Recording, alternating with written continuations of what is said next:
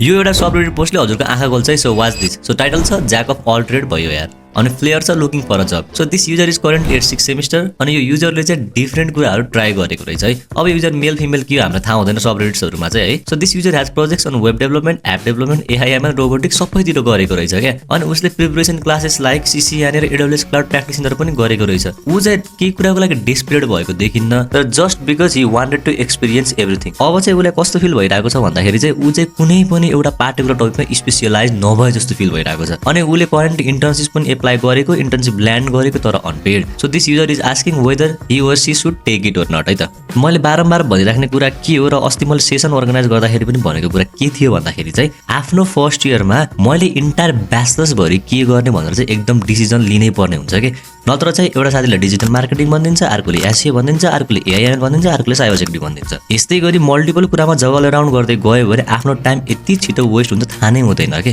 So 3 इयर्सको degree होस्, 4 इयर्सको degree होस्, time त यति छिटो जान्छ नि। So you just need to make sure on which particular skills you just need to focus on के। एउटा पार्टिकुलर टपिकमा चाहिँ डिप डाउन जानुपर्छ र अरू कुरालाई मात्र चाहिँ एक्सप्लोरेसनको रूपमा लिनुपर्छ है। यो पोस्ट हेर्दाखेरि चाहिँ यसको इन्डेक्स भनेको 50-50 छ, बिकज अब अलिकति एउटा पार्टिकुलर स्टकमा यो युजरले फोकस गर्यो भने राम्रै हुन्छ।